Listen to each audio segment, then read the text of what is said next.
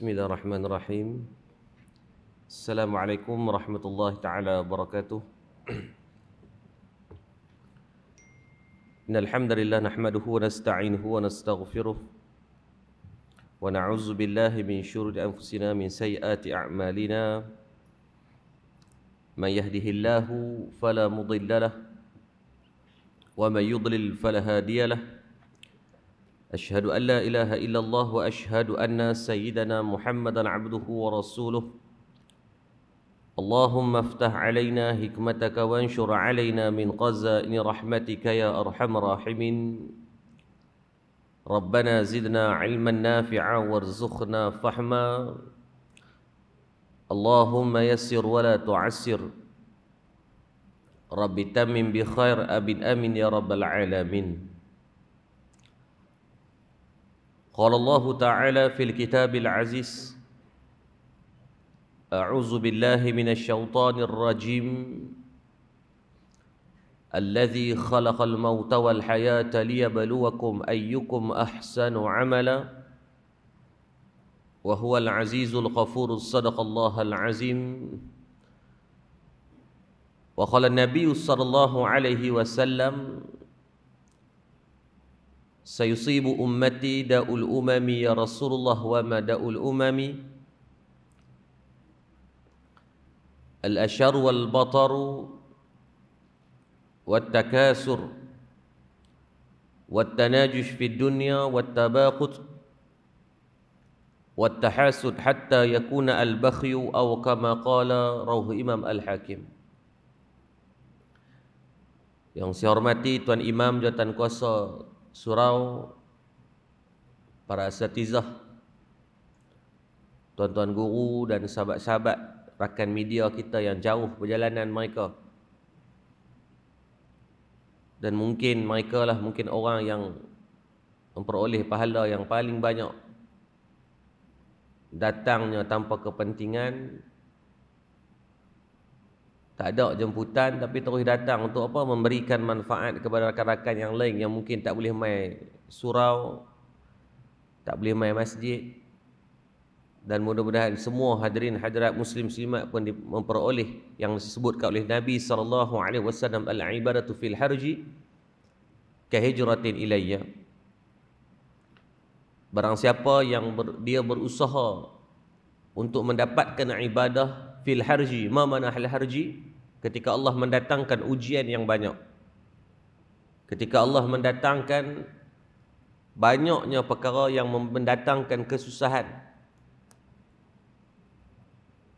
Semalam hujan lebat, susah dah nak bangun, susah. Saya jaga dah pukul 4 tadi, lelak balik pukul 4.30. 4.30 lelak, abang dia telefon pula baru bangun. Maka kepayahan kepada manusia ini takkan pernah habis. Sampai bila? Sehingga kan disebut ad-dunya darul bala wal imtihan.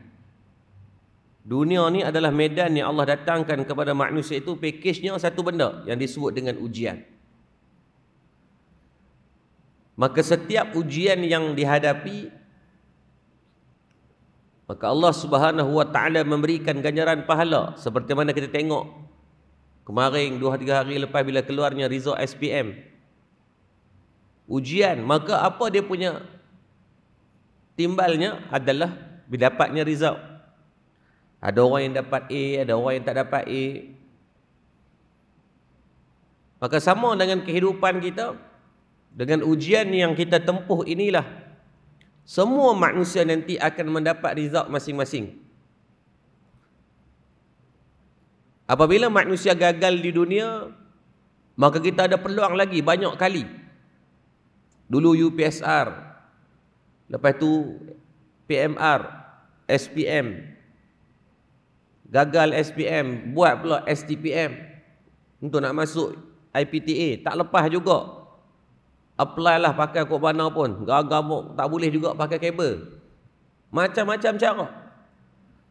Tetapi Allah sebut di dalam Al-Quran, apabila matinya manusia, baik atau buruk pada ujian fil harji yang dia hadapi tadi, Maka saat bertemu dengan Allah Subhanahu wa taala maka tak ada peluang dah. Walau tara idzil mujrimuna nakisu ru'usihim 'inda rabbihim rabbana absarna wa sami'na farji'na na'mal salihan inna muqinun. Kita mengaku bahawa depan Allah kita dah nampak, kita dah dengar dengan telinga kita. Farji'na, kita mohon kepada Allah, ya Allah kembalikan kami ke atas dunia. Kami nak balik ke atas dunia ya Allah, sebab kami dah yakin dah ketika tu. Maka tidak akan ada peluang yang kedua, yang ketiga, yang keempat seperti mana kita di dunia. Hari ni kalau anak-anak kita gagal SPM sekalipun belum tentu dia gagal dalam dunia.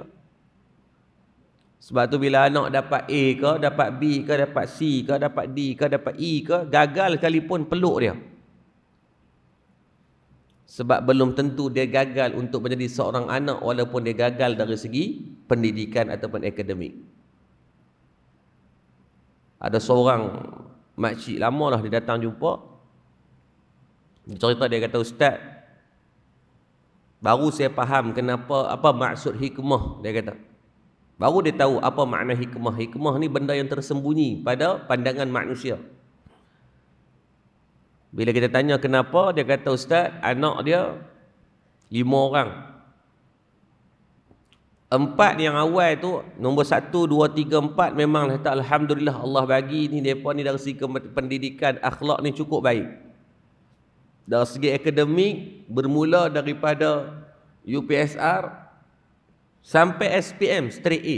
Tak pernah jatuh langsung. 1 A pun tak pernah jumpa lah.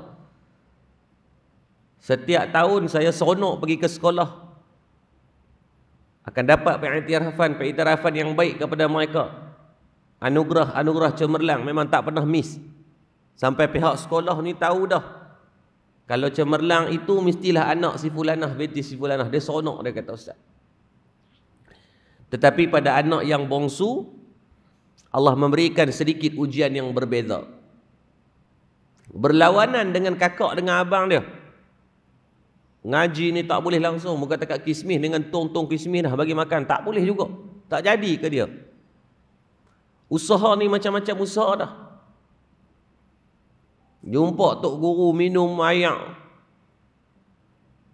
Minta tok guru jampi. Buatlah macam segala bentuk ikhtiar tu dia usaha dah. Sedangkan dia kata, Ustaz, mulut ni kadang-kadang jahat juga. Dia kata, aku ni tersilap ambil anak orang ke apa waktu kat hospital dulu ni. Lain tu daripada kakak dengan abang. Dia sentiasa membandingkan anak dia dengan kakak-kakak dengan abang yang lain. Dia kata, mu ni apa tak jadi macam abang dengan kakakmu. Kalau dulu abang dan kakak membuatkan dia bangga pergi sekolah, tapi yang bongsu ni dia kena pergi sekolah juga dengan masalah-masalah disiplin. Kalau dulu nombor 1 sedia, bila kata yang hak lah ni betul juga, hak lah memang dapat nombor lah sedia. Bagi kertas kosong, dia hantar balik kertas kosong kat cikgu dia. Dia kata, mulut ni duk menyumpah sedia, minta jadi macam kakak dengan abang. Dia kata, alhamdulillah Allah tak makbulkan doa dia, dia kata. Hari ni dia kata kakak dengan abang ni, alhamdulillah semua berjaya elok. Dan mereka pun bukanlah anak yang derhaka, baik. Setiap tahun balik sekali 2 kali. Kakak yang sulung pengarah hospital. Yang abang nombor 2 di luar negara, arkitek. Yang ketiga businessman.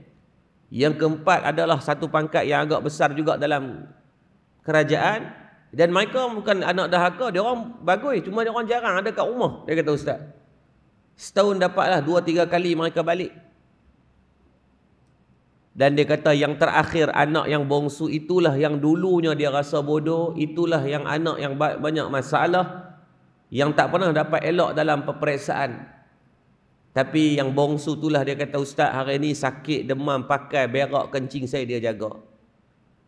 Memang hakikat dia tak ada pekerjaan. Duduk di kampung ni buat kerja kampung je. Usahakan dusun dan sebagainya. Tetapi dia kata, Ustaz, setiap pagi dialah yang hantar roti canai kat saya, Ustaz. Setiap malam kalau saya teringin nak makan apa-apa, kalau saya nak pergi surau, saya nak pergi masjid, dialah yang akan tolong hantar, Ustaz. Maka barulah dia kata faham. Kalau Allah memakbulkan doa yang diharapkan, yang nombor 5 ni pun berjaya, maka mungkin hari ini dia akan duduk sorang-sorang di rumah. Sebab itu percaturan Allah itu berbeza dengan kehendak manusia. Terkadang kita menginginkan satu perkara, Allah memberikan yang sebaliknya. Ada orang yang dia lepas kahwin dia nak anak sungguh-sungguh, tapi Allah delaykan dia daripada dapat anak. Usaha ni macam-macam, bukan tongkat li, tongkat motor pun makan dah, macam-macam bentuk benda usaha. Tapi Allah nak extend juga. Di Masjid Padang Temusu, dengan tadi dah seorang pakcik dengan makcik ni sampai dah monopos, tak dapat anak. Menangis-nangis main cerita. Dia kata, Ustaz, dah 40 tahun lebih kami berkahwin, belum dapat zuriat. Dan dia kata sekarang ni memang dah tak dah, bukan dah putus asa, kata bukanlah ni, tapi dah tak ni lah, tak apalah. Dia kata mungkin Allah susun kami macam ni. Tapi bila pengakhiran tu dia kata apa? Alhamdulillah Ustaz, walaupun tak peroleh zuriat, tapi kami setiap tahun suami isteri dapat menunaikan umrah dan beberapa kali dah menunaikan haji. Yang mungkin ibadah itu orang lain payah nak buat, tetapi Allah mengizinkan setiap tahun mereka boleh menjadi dhuyufur rahman, tetamu Allah Subhanahu wa taala. Maka sebab tu dalam kehidupan kita ni, apa yang kita nak cari? Apa yang kita berhajat dan nak cari, satu benda namanya taqwa. Tu je. Ujian yang berbeza-beza, background kehidupan yang berbeza-beza, nama pun tak sama, keturunan pun mungkin yang berbeza-beza, tetapi satu benda yang sama, kita nak kepada objektif yang sama, mendapatkan ketakwaan Allah Subhanahu di sisi Allah Subhanahu wa taala sebagai bekalan insya-Allah. Maka pagi ini kita mengambil ada 3 pesanan yang disebutkan oleh Imam Al-Ghazali rahimahullah taala dalam kitab Ihya Ulumuddin. Apakah yang dimaksudkan dengan takwa? Kita dengar lama dah tuan-tuan. Orang duk cerita takwa ni lama dah. Kemarin mayang Jumaat, khatib kita wajib berpesan dalam rukun khutbah. Kalau dia tak pesan bab takwa, maka khutbah kita tu tidak sah. Kalau ada orang yang dalam tu menyedari keadaan tersebut, wajib dia kena tolong tegur ataupun dia tolong ganti untuk khutbah. Maka Imam Al-Ghazali meletakkan ada 3 perkara yang menjadi dasar dan ataupun asas kepada takwa, yang semua manusia nak, walaupun datang dengan ujian yang berbeza-beza, kejayaan yang berbeza-beza. Hakikat pada bab kematian kita nak kepada benda yang sama, ketika mana wa ahbib ma syi'ta fa innaka mufarighuhu, berpisahnya kita dengan dunia, berpisahnya kita dengan jasad ini, kita mengharapkan pada bekalan inilah untuk bertemu dengan Allah Azza wa Jalla.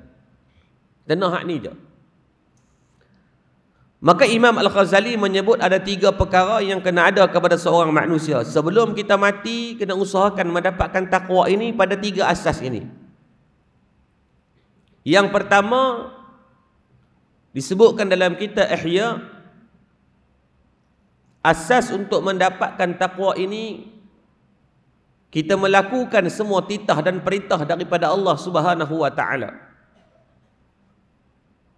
Apa jua perkara yang diperintahkan oleh Allah, sama ada melalui Al-Quran ataupun melalui sabdaan baginda Nabi SAW yang merupakan utusan Allah kepada umat kita ni lah, semua ni umat akhir zaman, maka wajib ke atas kita untuk menuruti.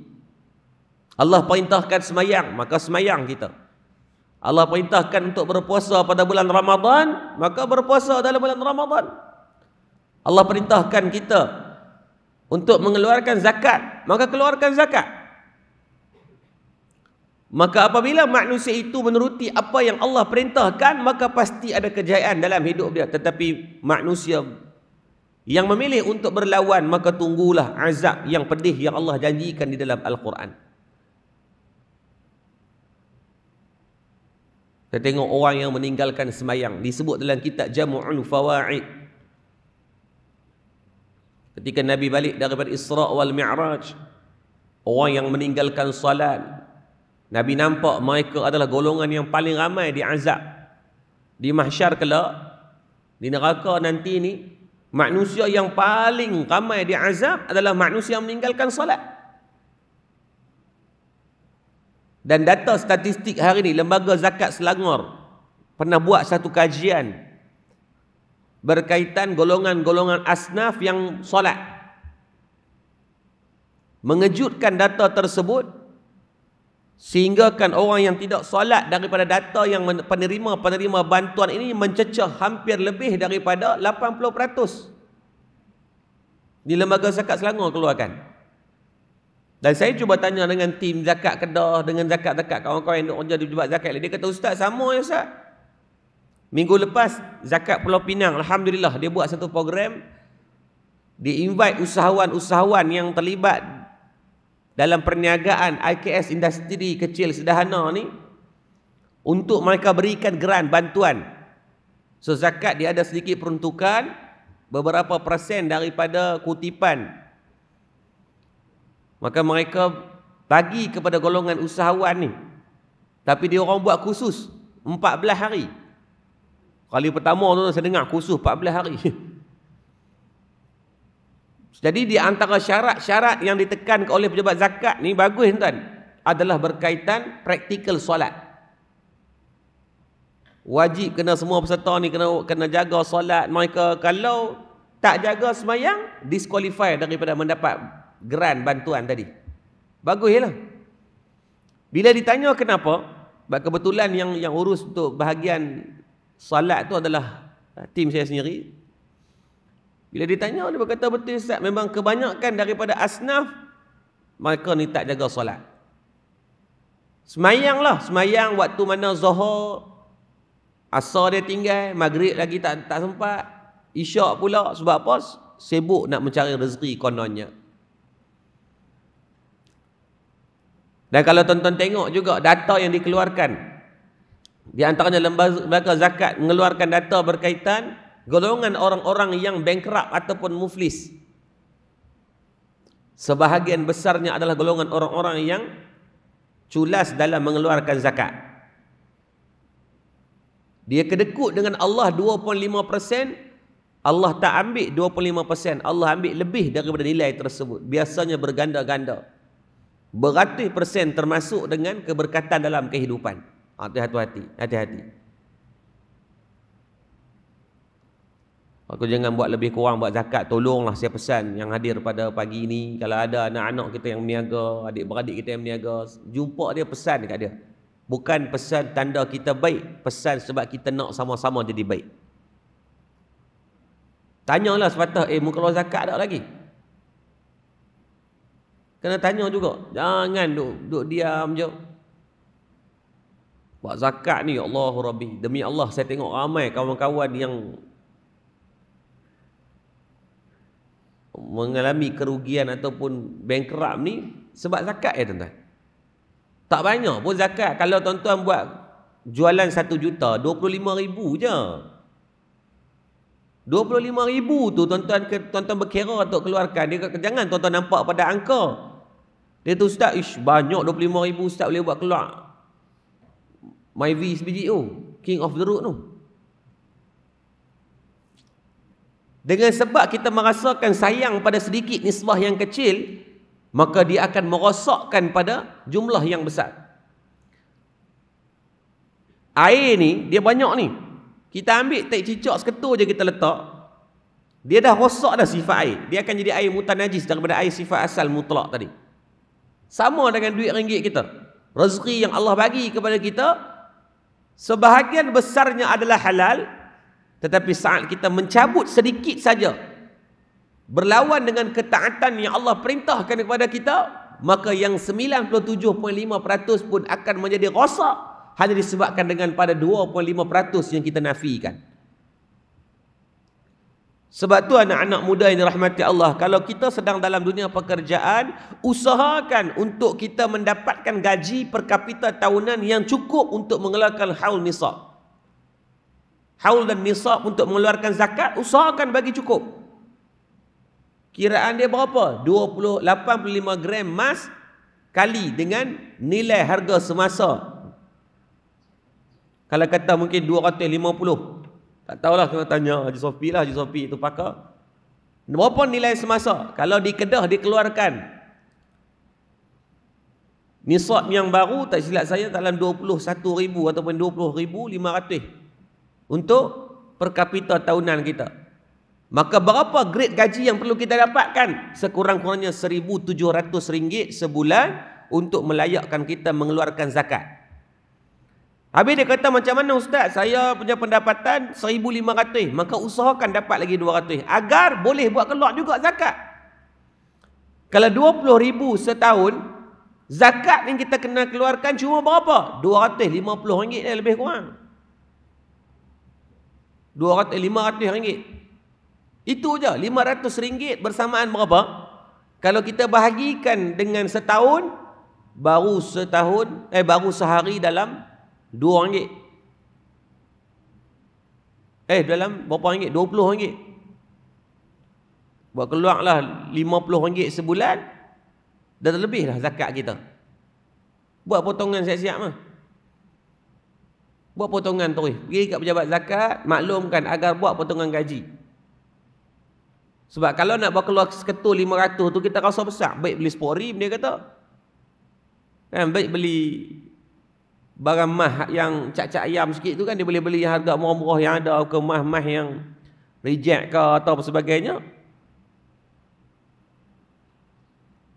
Maka sebab tu buat potongan. Dalam mazhab Syafi'i tidak disunatkan untuk kita buat bayaran zakat setiap bulan. Tetapi mengambil daripada iktibar daripada ta'liq pada mazhab yang lain, sebab kita tahu diri kita macam mana. Sebab tu kalau usahawan mai tanya, dia kata, Ustaz, boleh tak kami buat keluar zakat setiap bulan?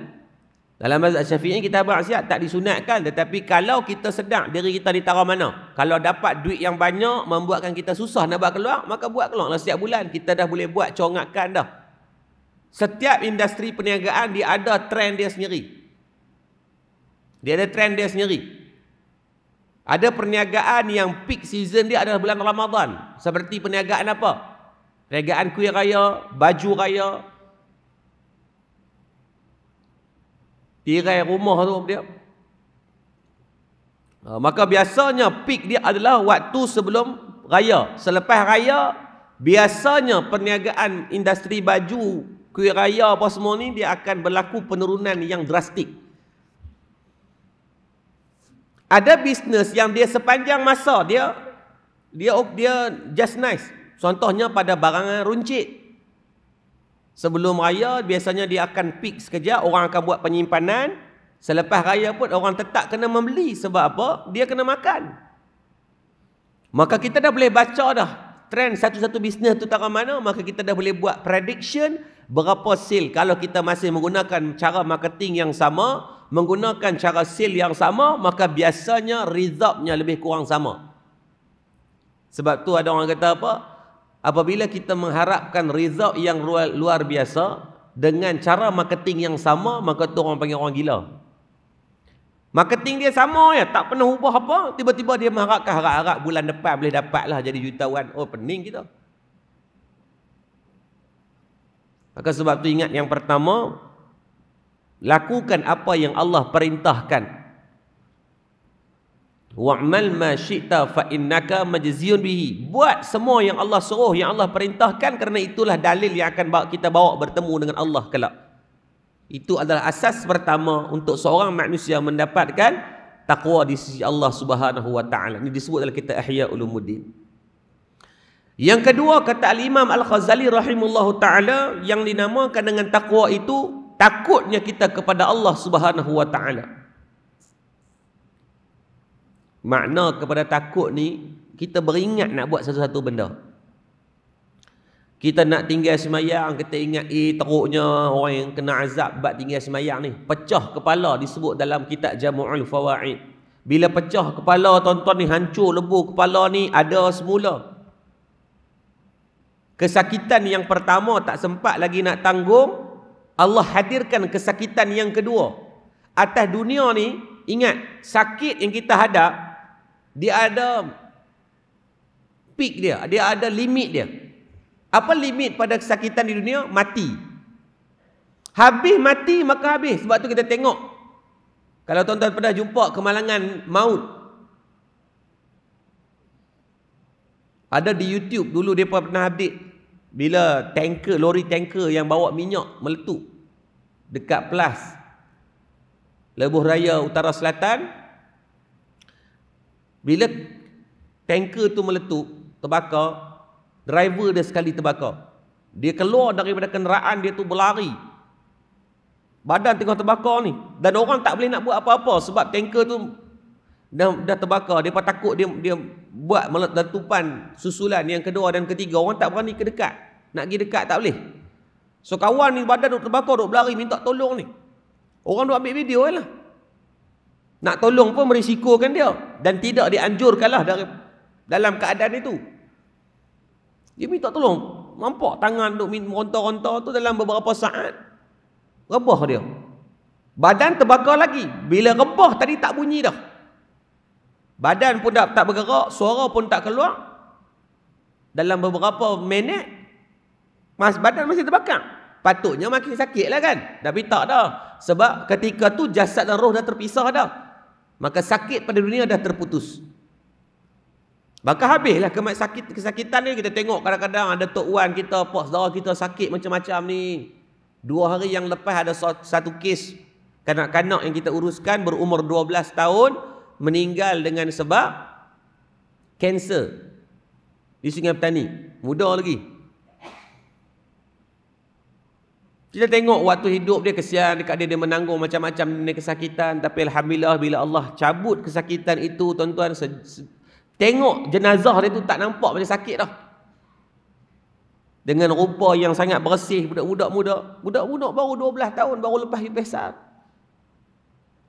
Budak kecil je. Dah tak sakit dia lah atas dunia ni. Sebab apa? Limit pada kesakitan dunia hanya pada kematian. Putus itu habisnya. Tu ada orang kata, Ustaz, mandikan jenazah kita kena lembut. Ya, kita lembut tu di antara adab kita untuk dengan si mati. Pak Nabi SAW minta agar kita buat bagi elok tadi. Tapi di akhirat berbeza. Sebab di akhirat kematian tu tak ada.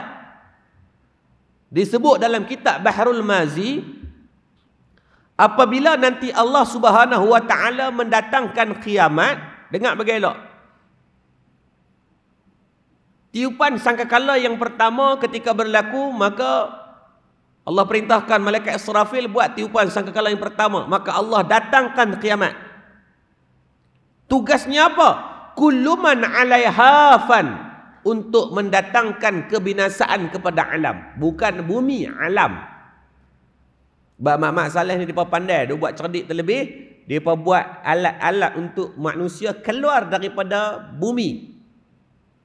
Sebab tuan-tuan kalau buka dalam Theory of Big Bang yang ditulis oleh orientalis barat, mereka mengakui bahawasanya dunia ini akan binasa. Dunia, bumi lah.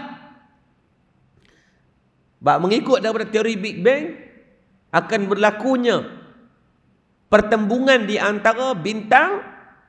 Ada bintang yang besar yang cukup untuk membinasakan bumi. Dia orang dah buat kiraan dah. Tepat atau tak tepat, wallahu a'lam. Maka dengan teknologi yang ada, mereka keluar mulalah. Brand Lawson, Elon Musk, ni dah tak tahu yang punca nak buat apa. Mereka buat jet-jet yang boleh untuk keluar daripada bumi. Maksudnya dia kata apa? Kalau bumi nak meletup, dia cabut lari dulu. Sedangkan dia terlupa yang dimaksudkan dengan kullu man 'alaiha fan itu adalah kebinasaan yang penuh dan mutlak kepada alam. Maksudnya, duduklah di mana pun ruangan keluar daripada bumi sekalipun, binasa juga alam ni. Matahari itu akan meletup. Dan planet-planet lain juga akan binasa. Tak ada satu pun yang akan boleh untuk bertahan. Mu duduklah dalam Dragon Ball punya kapsul pun, sadaqallahul azim juga.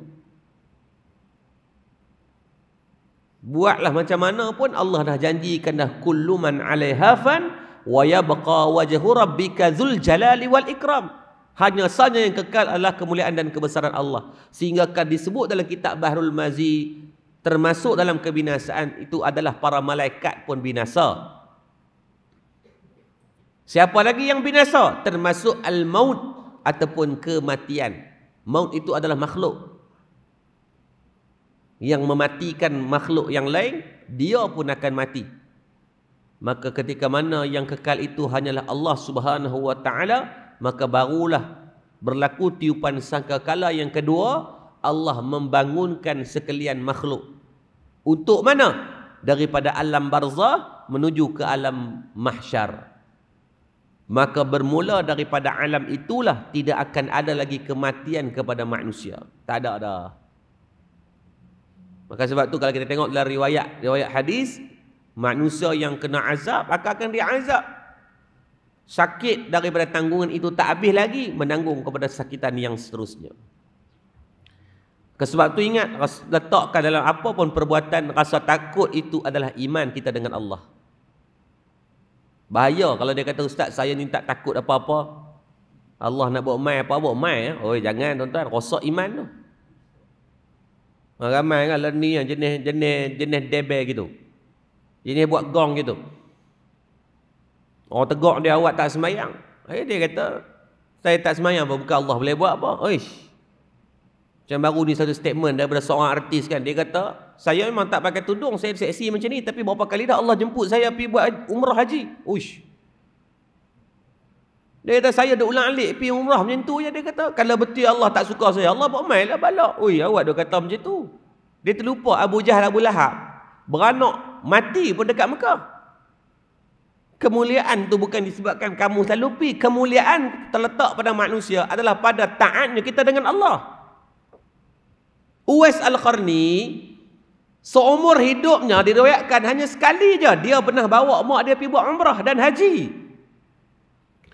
Tetapi bila mana Allah memberi kemuliaan kepada dia, taat dia kepada Allah, taat kepada mak dia, sehingga kan Nabi sebut dalam hadis, seorang manusia yang doanya tidak akan tertolak di sisi Allah adalah Uwais Al-Qarni. Waktu kita tengok takutlah ni statement. Oi, boleh dia buat keluar statement gitu. Dia kata dia buat walaupun dia dah aurat, maksudnya benda yang Allah tak suka tu dia buat. Dia kata Allah jemput dia, dia pergi. Dia kata hang duk cakap banyak, berapa kali Allah jemput? La ilaha illallah. Hati-hati tuan-tuan, kadang-kadang dengan sebab Allah tak datangkan teguran yang kepada manusia itu, bimbang-bimbang jadi istidraj. Semakin jauh kita dengan Allah.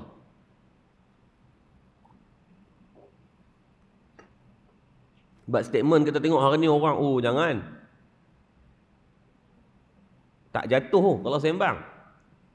Sebab tu letakkan rasa takut kepada Allah. Sebab hari ni kita tengok manusia disebut dalam hadis yang lain. Nabi kata apa? La taqum hatta yafidhal mal wa tazharul fitan.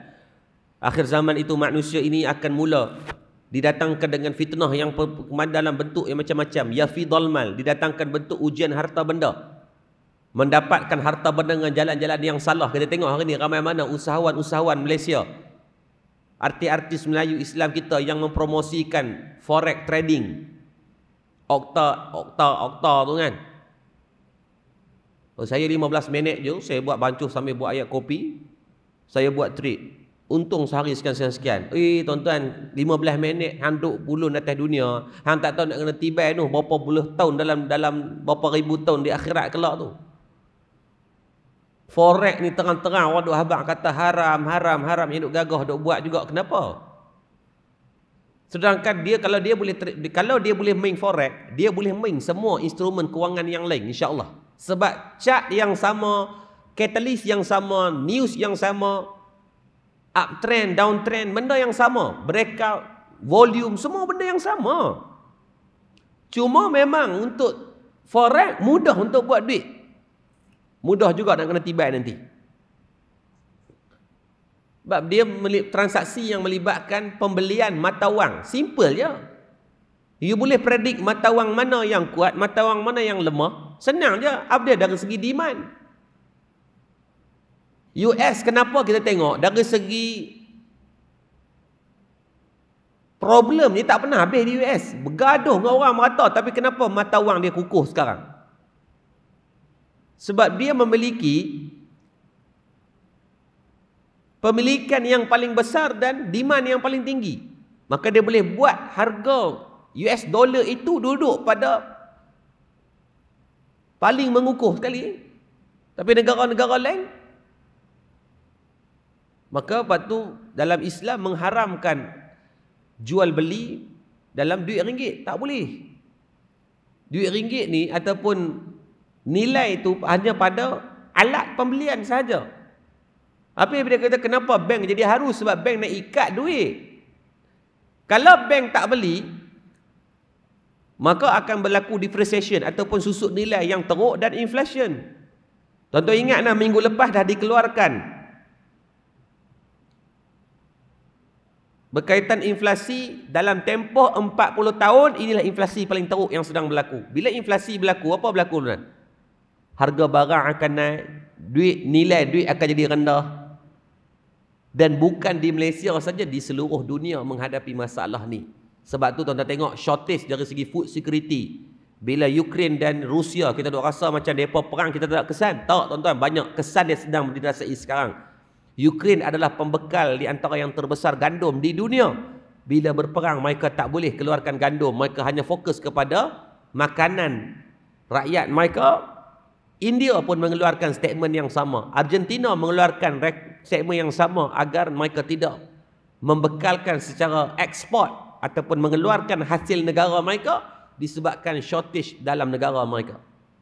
Di Malaysia berapa kali dah shortage dari segi apa? Ayam, dedak, ada lagi soya, gandum. Dan itulah di antara tanda yang Allah datangkan, tanda kiamat itulah. Waktu tu nilai duit akan kembali berpindah kepada emas. Transisi yang paling betul mengikut daripada aturan yang diajarkan oleh baginda Nabi sallallahu alaihi wasallam, emas. Lepas tu industri emas ni yang dia memang industri emas, dia tak naik seperti mana saham. Dia tak naik macam kripto, dia tak naik macam digital asset yang lain. Tetapi dia paling selamat. Nak tahu betul ke tak tuan-tuan tengok? Bila berlakunya peperangan, berlakunya macam sekarang stock market duduk pada kadar yang paling teruk. Stock market, kripto semua duduk paling teruk. Maka tuan-tuan orang akan mula mencari emas. Dia panggil alternatif. Dia akan liquidkan duit untuk duduk pada instrumen pelaburan yang dia rasa paling selamat. Walaupun tidaklah menguntungkan 100% dalam masa setahun, tetapi cukup untuk duduk pada instrumen yang paling selamat. Ramai kawan-kawan yang mereka liquidkan duit di digital asset, di Bitcoin apa semua, dia pergi masuk ke emas. Bila tanya sebab apa, dia pun sedang. Tak perlu jadi pakai ekonomi pun, dia sedang. Cuma hati-hatilah, janganlah saya kata nak pergi masuk ni, dia belasah ya semua jenis emas. Emas pun banyak juga yang orang nak buat scam. Nak buat package pelik-pelik kan. Maka hati-hatilah dalam tu. Cari pada orang-orang yang pakar dalam industri. Dan hari ini dalam bab penipuan mendapatkan harta benda, hilang rasa takut kepada Allah, termasuk dalam soal agama. Ni hati-hati nak datang dah musim korban. Bukan nak kata semua salah, tapi ada sebahagian dipanggil sisi gelap dalam dunia korban ini. Ramai orang nak ambil kesempatan. Saya terkejut bila saya tengok ada iklan yang masih boleh kata RM200 satu bahagian. Pengalaman saya pernah ke Kemboja, saya pernah ke negara-negara Afrika. Tuan-tuan, kita tak jumpa harga lembu yang bawah daripada 1,000. Terus terang. Kalau di Kemboja, harga daging dia, daging mentah biasa ni sama macam harga kita. Dari segi duit ringgitnya, nilai dia tu dengan duit dia dengan duit kita, kalau kita RM40 sekilo, harga dia pun lebih kurang RM40. Jadi bila ada kita tengok iklan yang buat kutipan 200, bukan nak abang salah, bukan kata tipu nas, cuma saya tak dari segi logiknya tak dapat.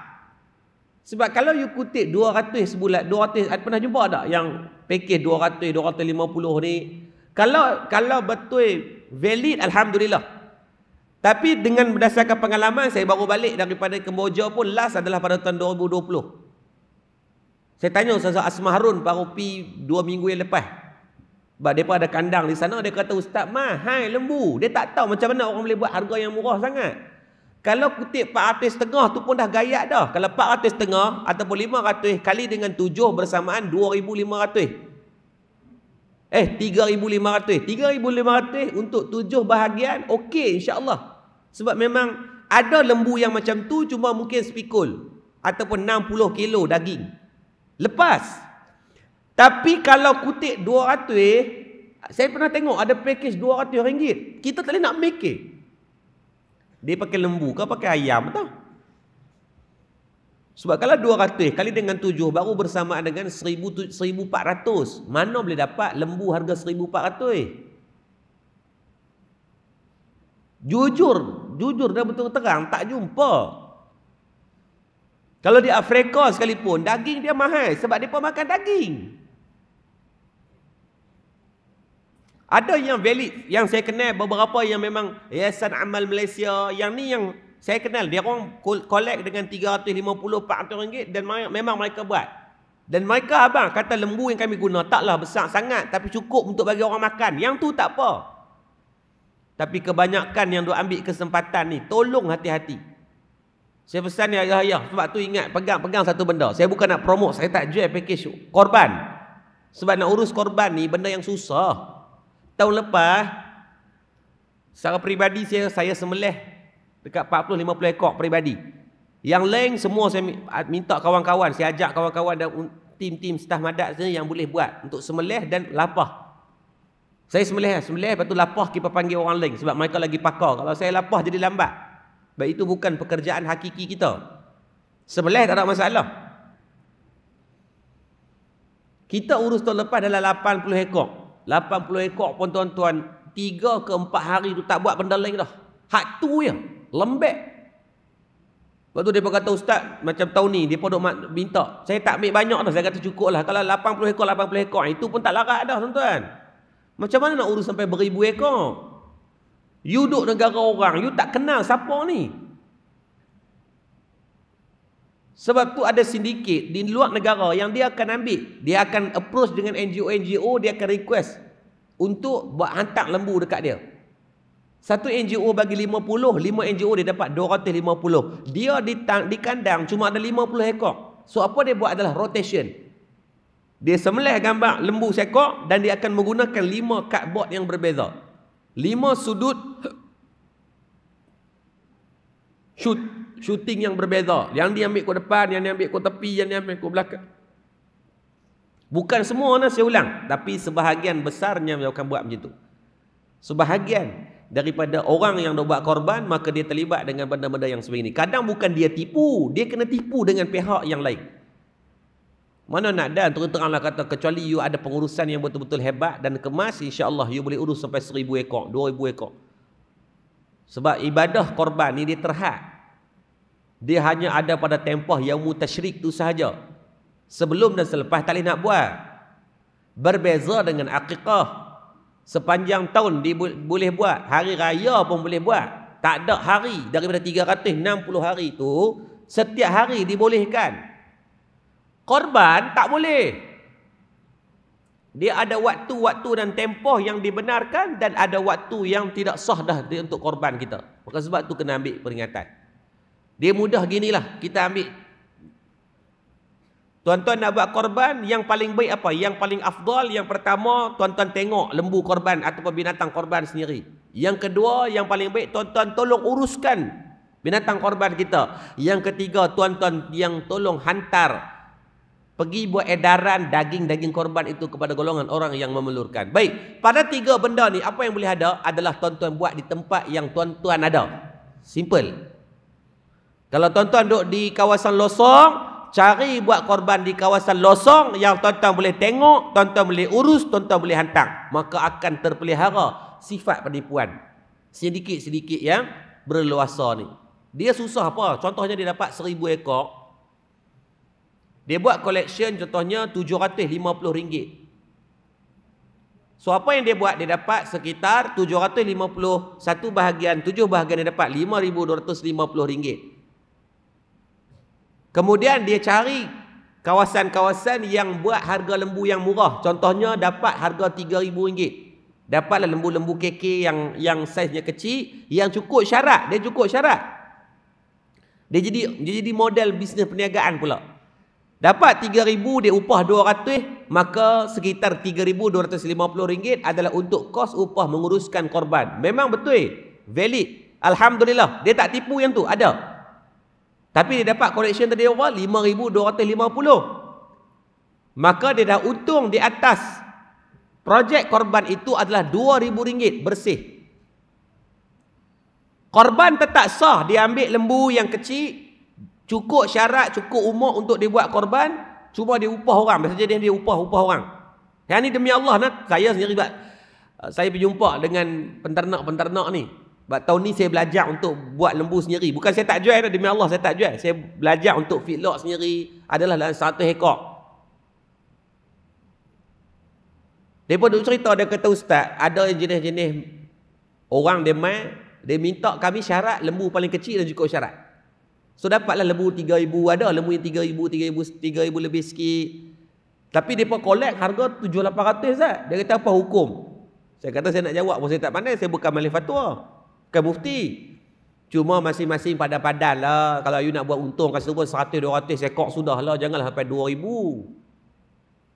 Dia kata kalau lembu tu harga 3,200, upah kami 50 atau 100 untuk pengurusan, kami tak untung dah Ustaz. Sebab kami untung kalau lembu tu kami jual harga dalam 200-300 yang untung atas lembu. Sebab 3,000 nak untung apa?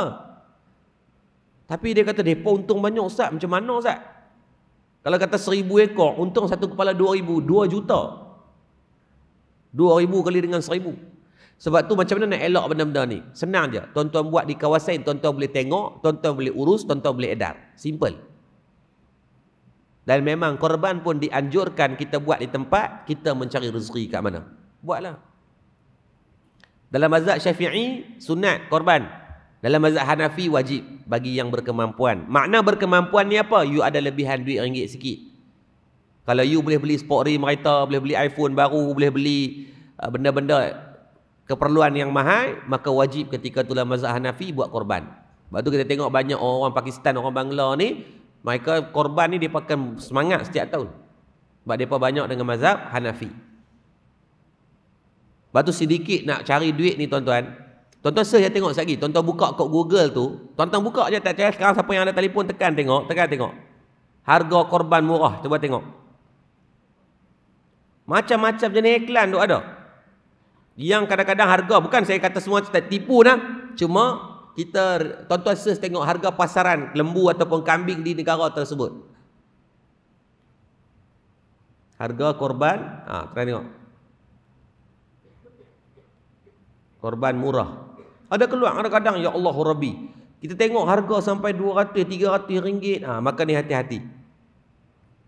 Ada orang duk pulung buat akikah korban di Mekah. Tuan-tuan di Mekah ni, bukan tak banyak orang susah, tapi dah sikit sangat dah. Carilah di Malaysia, di Sabah, Sarawak, tuan-tuan kontak dengan siapa? PU Azihal. Dia ni orang-orang yang memang kita tahu di masjid di surau ni pun dia selalu datang. Kita kenal dia. Saya tahun lepas bagi 3 ekor kat dia, 2-3 ekor. Ya Allah Rabbi, dia update sedia. Kalau lembu tu bersin pun dia nak habaq kat kita. Carilah orang-orang macam ni yang kita tahu dia orang ni ikhlas duk bantu orang. Hantar kat depa. Kalau mungkin di surau kita dah banyak sangat, di masjid kita pun dah banyak sangat, takut jadi pembaziran kan. Cari, buat collection, kita hantar. Saya demi Allah, 4 tahun dah kita buat ni, saya rasa dah 3 tahun betul-betul. Rugi lah kami buat. Bukan rugi apa, sebab tahun lepas kami collect 700. Lembu kami beli 5,200. Sekok lembu dah kena subsidi 300 dah. Upah 100 untuk pengurusan lapah, sembelih kita sendiri, lapah dan juga potong. Bila banyak ekor tak sempat tu nak potong-potong, tak sempat, jadi terpaksa upah orang pula. So sekok lembu kita absorb RM400. So 100 ekor bersamaan sekitar RM30,000. Habis tu je. Tapi tak apalah, alhamdulillah kita collect kawan-kawan. Saya panggil ke sahabat-sahabat yang lain, kata yang ada duit lebih, jomlah kita seorang 1,000, dapat 30 orang, kita adalah untuk cover kos kelebihan tadi. Sebab tu jangan cari lembu yang kurang daripada harga, cari yang lebih sikit, tak apa kita tumpang. Sebab tu lembu semua 100 kilo daging ke atas, tak apa, biar lebih sikit. Kita sembelih pun seronok tengok. Kira belakang ni bahagian dia tu tak ada yang kosong, semua penuh. Daging batang pinang lah apa, harimau melangis lah apa semua kan, jadi penuh. Sebab apa? Cukup. Lepas tu tahun depan kalau boleh tuan-tuan cari awal lembu. Lembu tuan-tuan, tip nak beli lembu bila? Beli pada bulan 12 atau bulan 11. Auto murah. Ni habis raya haji, pihak surau dah boleh dah. Maklumkan kepada siapa yang nak buat korban tahun depan, yang ada duit bagi dulu, kita buat lock siap-siap lembu. Tak payahlah belah kat sini, tuan-tuan carilah kandang-kandang yang ada, transit. Bayar upah kat dia untuk jaga. Tuan-tuan, beza lembu pada bulan 11, 12 hingga bulan 1, dia 1,000. Lebih kurang. Sebab kalau tuan-tuan beli pada bulan 12, dia tak kira umur lagi. Tuan-tuan beli je bulan 1, dia dah kira umur. Ini tip lah, saya pun baru belajar, tak pandai juga. Saya pun baru dalam 100 ekor, tak banyak lagi. Ada orang yang jauh lebih banyak dah. Saya pun baru tahu, dia kata ustaz, sebab saya tersilap waktu beli lewat sikit. Ni saya cerita benar saya salah ni. Tapi okeylah, saya masih dapat harga 3,000 lebih. Dan sekarang, kemarin 4 hari yang lepas, saya pergi tengok. Lembu tu alhamdulillah, semua daging 100 kilo ke atas. Daging sebab kita ambil syarat lembu tu saya nak rangka yang besar waktu bulan 2 itu, bulan 1 itu. Tapi saya salah lah. Salah je sebab saya beli pada bulan 1. Dia kata ustaz, bila beli bulan 1, automatik dia akan jual dengan harga tahun. Tapi kalau beli bulan 12, bulan 1 dia tak jual harga tahun, dia kira harga berat ataupun harga lansam. Oh, baru saya tahu. So saya dapat dengan harga 3,300. Kalau beli bulan 12, bulan 1 dapat dia kata 2,500 dah, 2,200 pun ada. Sebab kenapa ambil yang dalam negara? Sebab 2 tahun yang lepas kalau tuan-tuan perasan, lembu-lembu di luar negara banyak yang tak lepas masuk. Maka sebab tu berlaku kenaikan pada harga lembu tahun lepas pada pengakhiran dekat-dekat dengan musim haji tu. Tak apalah, kita rancang awal je lah. Pihak surau kalau nak bantuan, saya boleh tolong cadang. Saya tak pandai, saya boleh tolong cadang kepada beberapa orang yang dah memang toke-toke besar lah. Tuan-tuan deal lah dengan dia sendiri. Dia orang ni tak ada kepentingan nak tipu. Kalau takat 10-20 ekor tu tak padan, sebab mereka dah ada beribu ekor dalam kandang yang transit. Saya pun tumpang macam tu lah. Saya tak belah di tempat saya nah. Tempat yang saya belah di Tenang Agro Farm di Kuala Nerang. Kenapa saya belah di situ? Sebab saya tengok pejabat zakat Negeri Kedah pun buat di situ. Zakat Negeri Kedah dah banyak tahun dah ambil khidmat dia orang ni, anak-anak Melayu, orang kita, orang Islam kita. Maka saya tak mau ambil risiko. Saya nak buat bisnes, saya tak mau ambil risiko. Saya nak kurangkan, maka saya cari orang yang dah memang zakat sendiri percaya. Mereka hantar report kewangan dan sebagainya. Okey ya. Semua duduk kat situ. Saya tak erti tuan, buat lembu kambing ni tak erti. Meleh pandai. Mau baring dia aku tahu agak no. Nak suruh buat benda lain tak pandai. Dapatlah murah sikit tapi lembu tu besar. Batu banyak sedikit. Buat umrah haji banyak sedikit tipu. Apa sedikit yang selalu dia buat? Kalau kita tengok harga iklan. Iklan dia kata apa? Jarak 80 meter daripada masjid. Banyak tak jumpa iklan macam tu? Banyak. Hakikatnya betul lah 80 meter. Sebab dari segi ukuran, untuk berjalan kaki dia tak boleh guna straight line. Untuk berjalan kaki, you tak boleh timbal dia sebagai straight line. Makna straight line ni apa? Dia tengok daripada map, dia ukur macam tu. Dia tarik macam pembaris tu, dia tarik seketui 80 meter. Memang dapat 80 meter.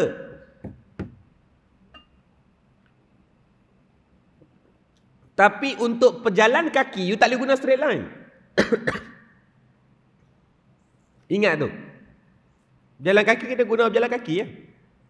Dalam Google Map ni kan dia ada, dia bagi pilihan nak guna pejalan kaki ataupun motor ataupun kenderaan yang lain kan. Nah, kita tu tak apa. Lepas tu saya tegur kalau geng-geng motor saya kata, kalau you nak guna iklan 100 meter, 80 meter, you kena buat you kena verify that jarak. That range you have to verify. Kalau tidak, iklan kita duduk pada khorar, pada helah. Bila guna ayat 100 meter, 50 meter, orang jadi galak sikit nak pergi. Banyak kalau kita tengok yang sampai dekat Mekah, Madinah, barulah dia tengok. Dia kata, dia tanya, Ustaz, dalam iklan kata 100 meter tapi jarak jauh. Jauh. Kalau yang betul 100 meter ni, saya rasa Safwah betul. Tahu Safwah tu kan? Keluar daripada Masjidil Haram, tuan-tuan tengok yang bawah, atas tu ada Al-Bait, KFC apa semua tu, yang tu 100 meter. The rest yang belakang daripada kawasan Burung Merpati, Bukit Ajiat, yang tu semua lebih 100 meter, hati-hati. Jangan duk guna iklan tu. Saya hari tu saja. Memang saya pergi dan saya try. Jalan kaki tu saya kira berapa? 3 tapak kaki lebih kurang lah. Kalau 3 jarak dekat tu jadi 1 meter. So saya kira berapa langkah. Sampai sana, Safwa hotel pun dah lebih daripada 100 anak kaki, maksudnya dah lebih daripada hampir 50 meter dah. Itu belum lagi masuk ke bilik hotel. Udah Ustaz, kami buat iklan tu untuk nak bagi mereka semangat. Tapi tak, semangat tak semangat pun jangan letak benda yang you tak ukur dengan betul. You tak timbang dia dengan baik. Sebab dia ada unsur penipuan. Cukuplah kalau kamu nak pakai iklan tu juga, buat jarak berdekatan. Jarak berdekatan. Jangan you claim yang you tak betul-betul verify. Kecuali memang pergi buat sungguh. Ada travel yang dia buat sungguh, tuan-tuan. Dia minta mutawif dia daripada keluar pintu masjid tu, pergi ke hotel kira berapa. Ada. Tapi kebanyakannya tak buat lah kot. Kalau yang mungkin menonton ni pun, tolonglah buat, tak ada masalah. Bukannya kena panggil surveyor pun. You ukur sendiri je. You keluar daripada pintu masjid, you berjalan kaki pelan-pelan, pergi sampai ke hotel, kira berapa tapak kaki. Dalam tapak kaki itu bolehlah buat penilaian, buat calculation sikit. Senang je, tuan-tuan, jalan 10 langkah, tuan-tuan ukur tengok jarak daripada 10 langkah tu sampai ke mana. Contoh kalau saya, sini mungkin sampai ke sana. Berapa meter? 10 tapak kaki dapat 3 meter. So kalau 1000 tapak kaki kita dapat 300 meter. Selesailah. Jangan buat lebih kurang lah. Jangan buat. Batu saya letakkan syarat. Syarat ada satu umrah, travel umrah ni dia datang approach. Saya kata boleh tapi jangan letak jarak. Saya tak mau jarak. Hotel dia dekat, Safwa Hotel dengan Movenpick. Movenpick ni antara, kalau di Madinah tu antara yang okey lah. Kebanyakan travel umrah kita guna. Saya tengok ramai yang umrah, maka dia dekat. Movenpick ni keluar daripada pintu belakang, jalan seberang satu jalan, kita akan nampak dah Movenpick Hotel. Tu pun bukan 100 meter. Lebih 100 meter nah. Sebab tu syarikat umrah tu dia setuju dan dia tak letak untuk saya punya ni, dia tak letakkan jarak dan sebagainya. Saya kata baru saya okey. Kalau tak cari orang lain lah, tak apa. Saya tak berhajat pun. Kalau nak minta, itu je syarat yang saya minta. Jangan letakkan jarak 50 meter, 100 meter. Bila pergi umrah, makcik-makcik tu kata, Ustaz, jauhnya Ustaz. Hari tu kata 100 meter. Mutawif kata apa? Ujian Allah. Tuan-tuan berani nak lawan ke? Tak berani lawan dah. Gila kat tanah haram nak cakap banyak-banyak. Kita pun tak apalah. Lelah senyap gitu. Nah, maka sebab tu ingat, takutlah pada Allah dalam setiap benda yang kita nak buat. Dan yang terakhir kata Imam Al-Ghazali rahimahullahu ta'ala, benda yang kena ada kepada seorang manusia untuk dapatkan takwa, sentiasa minta pengampunan kepada Allah.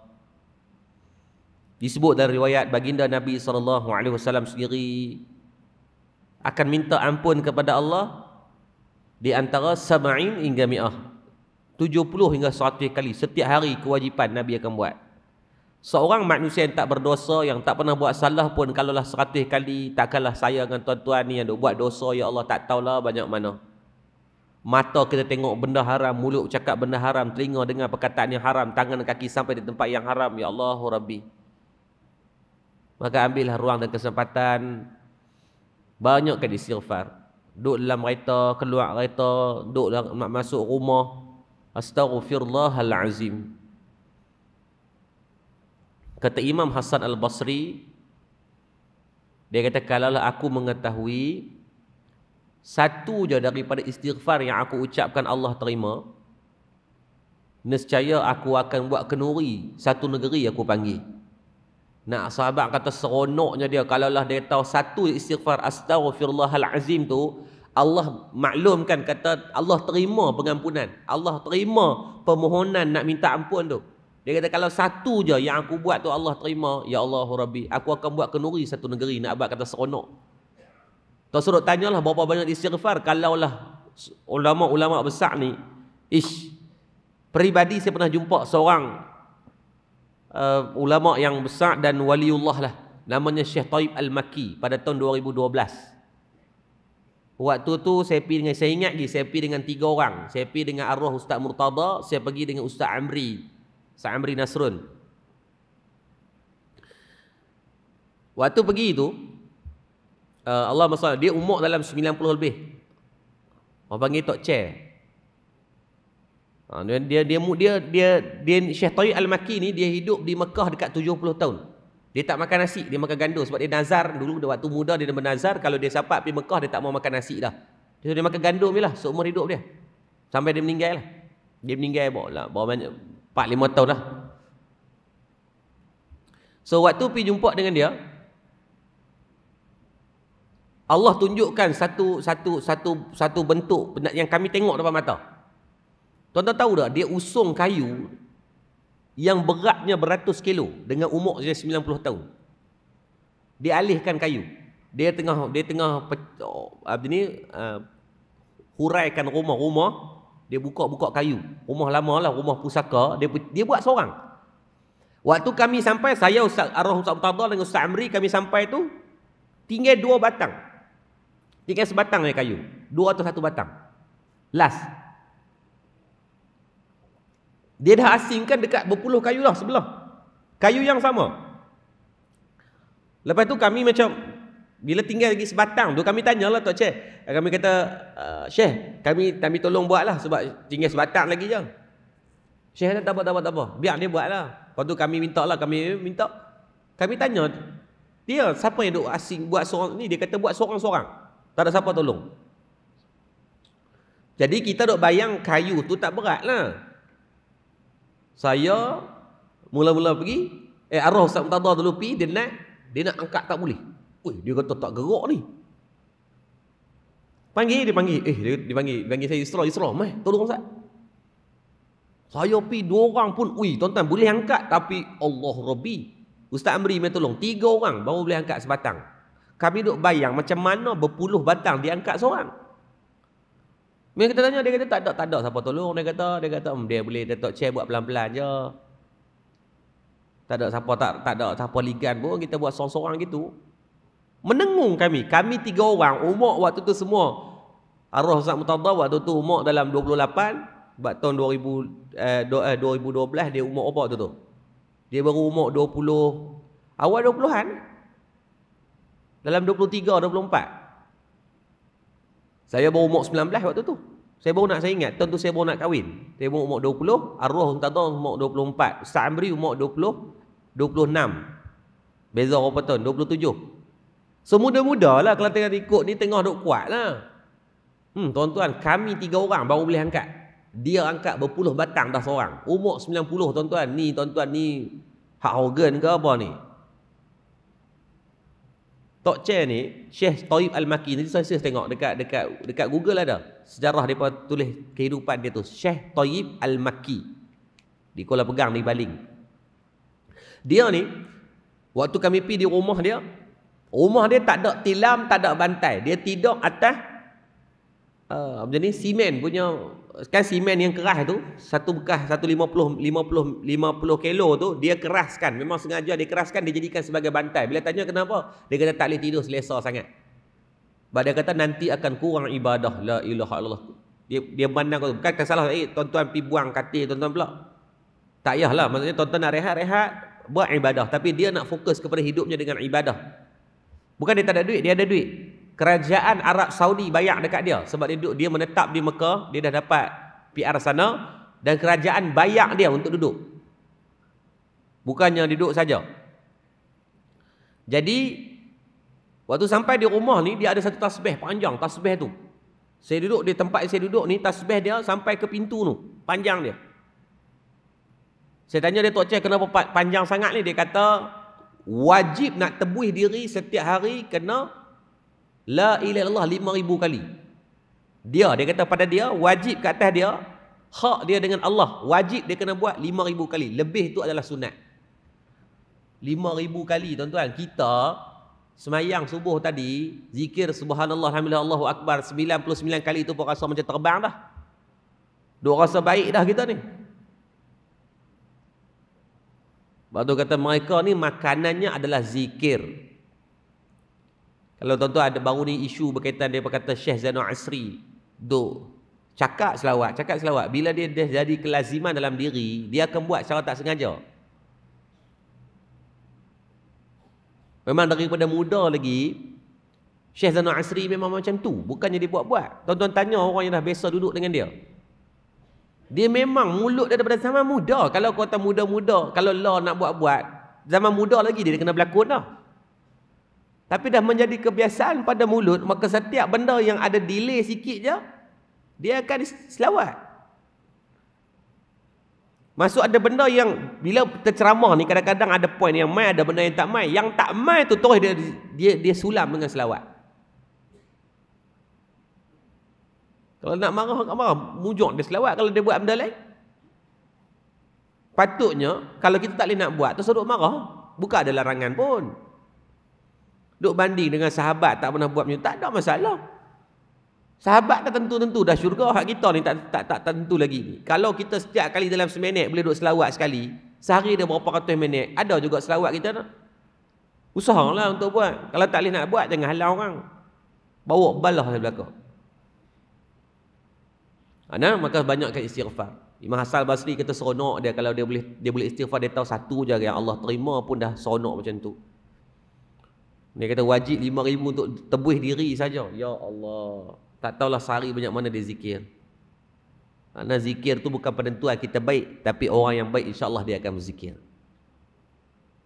Zikir bukan penentu orang tu wajib jadi baik, tetapi insya-Allah orang yang baik insya-Allah wajib ke atas dia akan banyak berzikir. Zikir ni apa? Banyak. Astaghfirullahalazim tu zikir, subhanallah tu zikir. Apa jua benda yang membesarkan diri kepada Allah, membesarkan Allah dalam hidup kita, mengingati Allah dan Rasul, itulah zikir. Dia dengan khususkan, oh saya amal dengan zikir ni Ustaz, zikir ni yang paling baik sekali. Tak, kita tak tahu di sisi Allah tu mana yang paling baik.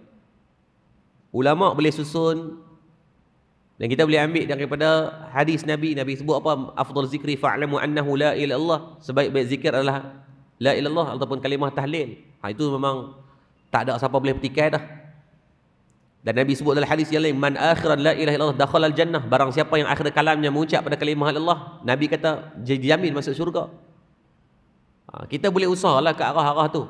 Tapi buatlah apa jua benda yang melibatkan membesarkan Allah, insya-Allah mudah-mudahan Allah memberikan kebaikan. Jadi 3 benda ni mudah-mudahan Allah memberikan manfaat dan kebaikan. Yang pertama, buat apa yang Allah perintah. Yang kedua, tinggal apa yang Allah larang. Dan yang ketiga, memperbanyakkan istighfar siang dan malam. Carilah ruang. Walaupun kita tahu setiap hari kita buat dosa, walaupun kita tahu kita mengulangi benda yang sama, tapi tetaplah agar kita beristighfar. Mudah-mudahan daripada ruangan istighfar kita, Allah Subhanahu wa taala memberikan pengampunan dan memberikan kebaikan insya-Allah. Jadi sekadar itu dulu yang baik daripada Allah Subhanahu wa taala. Atas kelemahan di atas kedaifan ilmu yang saya bercakap, saya ambil ruang dan kesempatan tuan-tuan, pergilah cuba tanya dengan pihak surau, masih ada ruang kosong untuk korban. Kalau ada, tuan-tuan join sekali dengan pihak surau ataupun kawasan yang terdekat dengan tuan-puan. Saya tak anjurkan tuan-tuan buat di tempat yang lain. Ikut agama lah senang.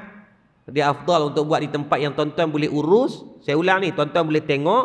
Sunat nak tengok binatang korban, tuan-tuan boleh tengok, tuan-tuan boleh bantu urus walaupun tak banyak, boleh main main potong-potong, cincang-cincang, ataupun main tengok saja, main basuh perut, main basuh ni pun okey dah tuan-tuan. Ataupun datang tengok pun saja, tak apa, dapat pahala dah. Dan yang ketiga, tuan-tuan boleh tolong edarkan. Jangan balas kemu seorang. Penuh petik air sampai setahun. Sebab apa? Tamak punya pasal. Ambil sekadar dalam mazhab Syafi'i, sunat kita makan berapa? 1/3. Yang selainnya kita sedekah atau bagi ke orang. Jadi saya rasa di kawasan Kuala Terengganu ni pun banyak, ataupun di kawasan Terengganu tu sendiri banyak lagi ruang-ruang tempat yang kita tengok orang yang mungkin tak sempat rasa sebelum-sebelum ni, kita buatlah. Afdalnya dalam lembu korban yang paling baik, yang paling besar, yang paling banyak daging. Baik, dah cukup syarat tu, apa lagi? Di antaranya lagi warna. Warna yang paling baik dalam kitab sebut warna putih. Nombor 1. Lepas tu dia pergi warna yang kedua, dia datang kepada warna kuning. kuning yang nak pergi ke putih. Lepas tu kalau tak ada juga, barulah dia berpindah kepada warna yang lain, kelabu ke warna lain, last sekali warna hitam. Maksudnya kalau ada pilihan, sebab tu kena pergi tengok. Kalau ada pilihan, lembu ni dah besar cukup syarat, alhamdulillah. Warna pula, pilih warna yang paling putih. Ada sabit tak apa? Memanglah kita sebuah tu. Bukan diskriminasi. Oh, gitu kata ustaz, kalau ustaz jadi lembu bukan tak laku dah. Buat macam mana tinta gelap. Nah, ini aturan. Jangan duk kata, oh dia tak wajib pun. Tapi batu kata sunat, kita tengok kita boleh susun semua tu. Nah, paling baik daging yang paling banyak. Kalau di antara satu bahagian lembu dengan seekor kambing, pilih seekor kambing. Tapi naklah kambing duk buat semua dah, nak buat lembu juga, boleh tumpang bahagian, tak ada masalah. Ambil yang paling besar, jangan cari yang paling kecil. Malu kita nak ibadah, cari yang paling cak ayam. Syurga nak yang paling tinggi. BRIM nak nombor 1, KWSP nak batch yang pertama. Maka usahalah, mudah-mudahan Allah bagi manfaat dan kebaikan yang baik daripada Allah, kelemahan diri saya sendiri. Mudah-mudahan saya doakan semua yang ada pada pagi ini boleh buat korban di kawasan masing-masing, agar kita boleh tengok, kita boleh urus dan kita mampu untuk hantar. Kalau kita tak mampu nak buat dengan cara yang ni, kita usahalah tahun depan kita dah mula start daripada hari ni, simpan sehari RM2. Maka insya-Allah tahun depan kita akan dapat RM700 lebih, cukup untuk kita mengambil satu bahagian sekurang-kurangnya. Tidak ada alasan yang adalah orang yang sentiasa membina alasan, mencari alasan untuk dia menafikan hak ibadah dalam kehidupan. A'udzubillahi minasyaitonir rajim. Bismillahirrahmanirrahim.